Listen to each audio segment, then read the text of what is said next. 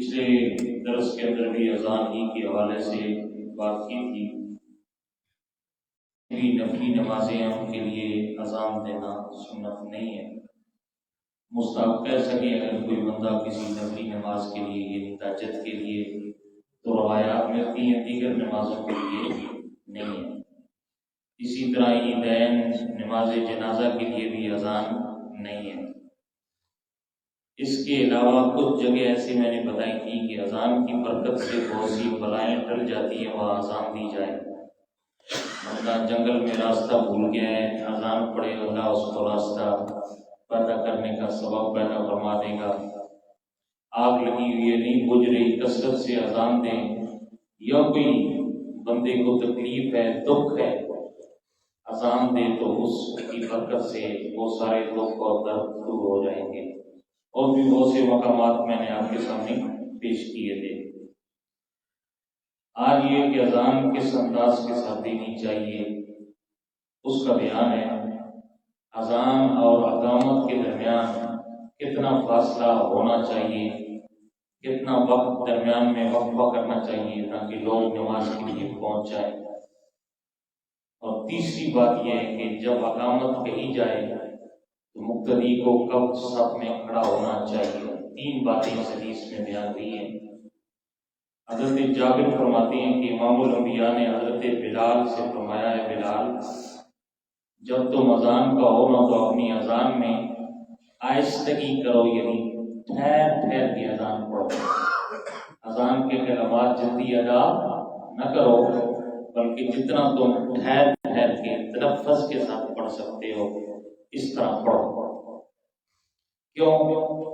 اس لیے کہ اذان دینے کا مقصد جو غائب لوگ ہیں یا جو دور لوگ ہیں ان کو مسجد کی طرف بلانا مقصود ہوتا ہے۔ جب کوئی جلدی جلدی الفاظ کہہ دے گا تو شاید آواز پہنچے نہ پہنچے، اگلے کو سمجھ آئے نہ آئے، اس لیے ٹھہر ٹھہر کے بلند آواز سے اذان پڑھے تاکہ جو مقصد ہے وہ پورا ہو جائے۔ جو غائب لوگ ہیں، جو دور لوگ ہیں، تاکہ وہ نماز کے لیے آسانی سے آ سکیں۔ کیونکہ پیغام اور اعلان کرنا مقصود ہے تو اعلان اس انداز کے ساتھ ہونا چاہیے تاکہ سامعین آسانی کے ساتھ اس کو سماعت کر سکیں اور سمجھ سکیں کہ ہمیں بلاوا آ گیا۔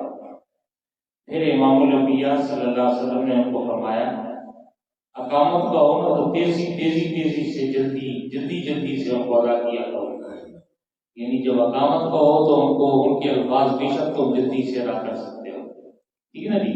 کیونکہ اقامت جو ہوتی ہے وہ غائب لوگ کو بلانا نہیں مقصود ہوتا، بلکہ اقامت جو ہوتی ہے وہ جو حاضر ہوتے ہیں ان کو آگاہ کرنا مقصود ہوتا ہے کہ جماعت کھڑی ہوگی۔ تو اس کے لیے کوئی جو ہے ٹھہر ٹھہر کے الفاظ کہنا ضروری نہیں ہے، آپ جلدی بھی کہہ سکتے ہیں، اور تاکہ لوگوں کو قریب ہی بیٹھے ہوتے ہیں، مسجد کے اندر ہی ہوتے ہیں، جہاں جماعت ہوتی ہے وہیں بیٹھے ہوتے ہیں، تاکہ ان کو معلوم ہو جائے اور جماعت کے لیے وہ کھڑے ہو جائے اور جماعت ادا کرے۔ اگر کوئی اس کے برعکس بھی کرتا ہے، یعنی الفاظ اذان کی کچھ جلدی بھی ادا کر لیتا ہے تب بھی اذان ہو جائے گی، یا اقامت کے الفاظ کچھ ٹھہر کے ادا کر لیتا ہے تب بھی کوئی حرج نہیں ہے، لیکن مستحب طریقہ یہی ہے جو رسول اللہ نے بیان فرمایا۔ اس کے بعد امام الانبیاء نے فرمایا اے بلال اذان اور اقامت کے درمیان اتنی مقدار میں فاصلہ رکھو کہ کھانا کھانے والا کھانا کھا لے، پانی پینے والا پانی پی لے، قضائے حاجت کے لیے جانے والا اپنی قضائے حاجت سے فارغ ہو جائے۔ یہ دوسری بات حضور نے بیان فرمائی ہے، یعنی اذان کہنے کے فوراً بعد جماعت نہیں کھڑی کر دینی چاہیے، بلکہ کیا کرنا چاہیے، کتنا وقفہ ہونا چاہیے۔ صرف ایک نماز ہے کیونکہ جس پہ نص اور حضور کا عمل آ گیا ہے، اس کے علاوہ جو 4 نمازیں ہیں ان کے لیے ضروری ہے کہ اتنی مقدار میں ٹھہرا جائے تاکہ گھر سے آسانی سے آ کر وضو کر کے بندہ جماعت کے ساتھ مل سکے۔ تو تقریباً ہر نماز میں 20 سے 22 23 15 منٹ دیے جاتے ہیں، اور اس میں وضو کرنے والا آرام سے گھر سے آ کر وضو کر سکتا ہے، نماز پڑھ سکتا ہے۔ جس نے نہیں پڑھنی ہو 1 گھنٹہ بھی دیں وہ نہیں پڑھے گا، ٹھیک ہے نا جی؟ جس نے نماز کے لیے آنا ہوتا ہے اس کے لیے اتنا وقت کافی ہوتا ہے۔ اور ایک روایت کے اندر امام اعظم نے اس جو ہے وہ اس کی مقدار بھی مقرر کی ہے آپ فرماتے ہیں صبح کی اذان اور اقامت کے درمیان اتنا فاصلہ ہونا چاہیے جتنی دیر میں بندہ قرآن کی 10 آیات کی تلاوت کر لیتا ہے۔ یہ حضرت امام اعظم کا قول ہے۔ اور آگے فرمایا ظہر، عصر اور عشاء، یہ 3 نمازیں، ظہر، عصر اور عشاء، اذان اور اقامت کے درمیان اتنا وقفہ ہونا چاہیے کہ جتنا بندہ قرآن کی 40 آیات کی تلاوت کر لیتا ہے۔ کتنی؟ 40 آیات کی۔ تو یقیناً بہت ٹھہر ٹھہر کے بھی پڑھے نا بندہ تو 10-15 منٹ میں آرام سے پڑھ سکتا ہے، بہت ٹھہر کے بھی پڑھے تو ان آیات کی تلاوت کر سکتا ہے۔ تو اس کا مطلب یہ ہے کہ 20 منٹ 15 منٹ اتنا درمیان میں جو ہے وہ وقفہ ہونا چاہیے اذان اور اقامت کے درمیان، تاکہ نمازی آسانی کے ساتھ جماعت کے ساتھ مل سکے، سوائے مغرب کے۔ مغرب کے بارے میں امام اعظم فرماتے ہیں اتنا وقفہ کریں جتنا قرآن کی 3 آیات پڑھی جاتی ہے، کیوں اس پہ نص آ گئی ہے، حضور کا فرمان آ گیا ہے۔ حضور نے فرمایا جب تک میری امت مغرب کی نماز میں جلدی کرتی رہے گی خیر پہ رہے گی۔ کیا رہے گی؟ خیر پہ رہے گی۔ آپ حدیث پہلے سن چکے ہیں۔ تو یہ بات ہے۔ اور تیسری بات یہ ہے کہ امام الانبیاء صلی اللہ علیہ وآلہ وسلم نے فرمایا نماز کے لیے اس وقت کھڑے نہ ہو جب تک مجھے دیکھ نہ لو۔ نماز کے لیے اس وقت تک کھڑے نہ رہو جب تک مجھے دیکھ نہ لو۔ کیا مانا؟ اقامت کہنے والا جگہ اقامت کہے تو فوراً نہیں کھڑا ہونا چاہیے۔ ہماری عادت تو یہ ہے نا جی کہ 1 منٹ رہتا ہو، گھڑی سامنے ہوتی ہے، ہم آ کر سب میں کھڑے ہو جاتے ہیں، حالانکہ اس کو علماء نے مکروہ لکھا ہے۔ کہتے جی سب بنانا ہوتا ہے، بھائی سب بیٹھ کے بھی بن سکتی ہے۔ جہاں اگلی سب میں جگہ خالی ہے آپ آئیں نا، بیٹھ جائیں، جگہ اس کو فل کرتے جائیں، سب خود بخود بنتی جائے گا۔ ٹھیک ہے نا جی؟ تو حضور نے فرمایا جب تک مجھے دیکھو نہیں تو کھڑے نہ ہو۔ امام الانبیاء صلی اللہ علیہ وسلم جب حضرت بلال اقامت شروع کرتے تو پھر آپ اپنے حجرے عائشہ سے وہاں سے نکلا کرتے تھے۔ جو خوش نصیب گئے ہیں تو وہاں سے مصلی تک آتے ہوئے جب حضور پہنچتے تو اس وقت حی علی الصلاۃ پہ حضرت بلال پہنچ جاتے اور پھر سارے نمازی کھڑے ہو جائے۔ ٹھیک ہے نا جی؟ تو طریقہ کار یہ ہے کہ حی علی الصلاۃ، امام اگر باہر، یہاں تو یہ ہے کہ امام اگر 2 منٹ بھی لیٹ ہو جائے تو ہم پیچھے دیکھنا شروع کر دیتے ہیں، پتہ نہیں امام صاحب کہاں ہے۔ ٹھیک ہے نا جی؟ حضور نے فرمایا، اور بہت سے ایسا ہوتا ہے کہ مسجدوں کے ساتھ حجرے بنے ہوتے ہیں، ان کے دروازے محراب کی طرف ہوتے ہیں، تو جب امام باہر آئے تو اس وقت کھڑا ہونا چاہیے۔ ٹھیک ہے نا جی؟ اور آج کل تو ہم اپنی مرضی کرتے ہیں، صرف نماز ہی میں امام کی تابعداری وہ بھی مجبوری ہے، اگر اس میں بھی تھوڑی سی رعایت دی جاتی تو ہم امام سے پہلے رکوع سجود بھی کر لیتے، ہمیں تو کوئی پرواہ نہیں ہے امام کی تابعداری۔ بھائی امام رسول اللہ صلی اللہ علیہ وسلم کے مصلی کا نائب ہے، حضور نے فرمایا جب مجھے دیکھو تو کھڑے ہو، منع کیا ہے کہ جب امام کو دیکھو تو کھڑے ہو۔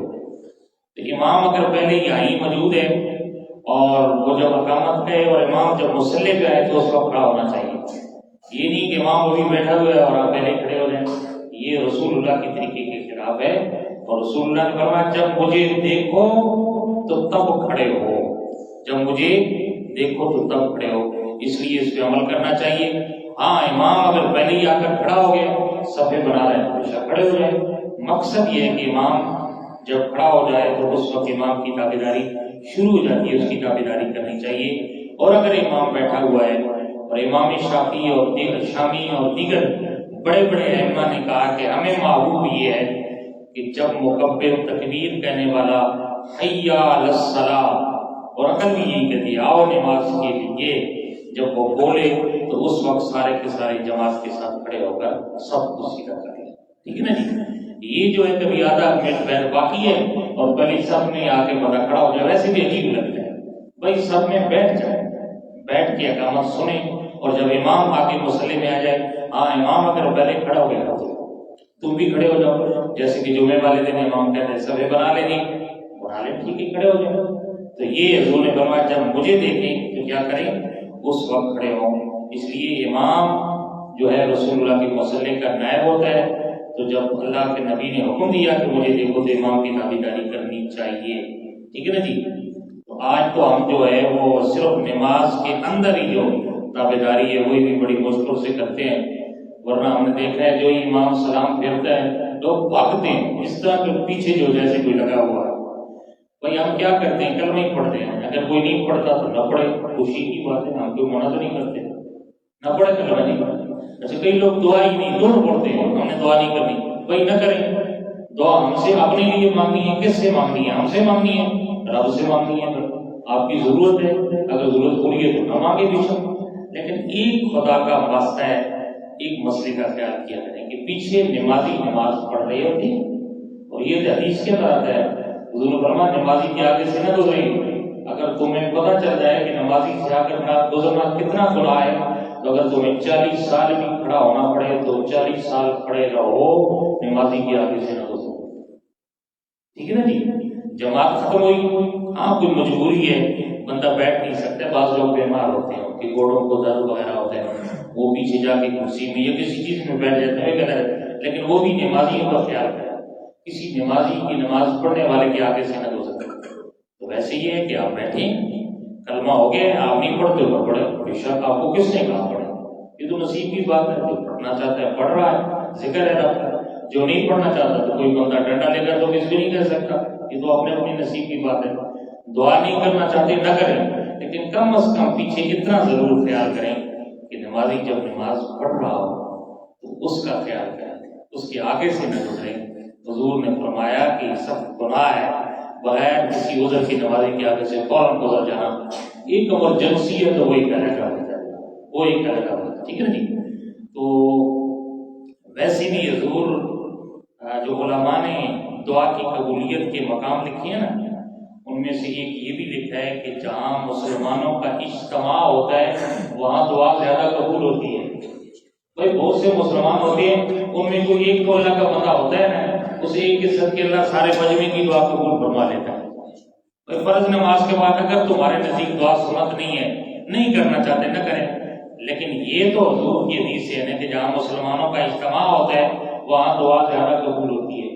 تو اس لیے سے دعا کر لیا کریں کہ بہت سارے مسلمان بیٹھے ہیں، امام صاحب نے ابھی جو ہے وہ رسول اللہ کی مصلی کی نیابت کی ہے، سب مل کے دعا کرتے ہیں، شاید ایک کے سب کے اللہ ہماری دعا قبول ہو.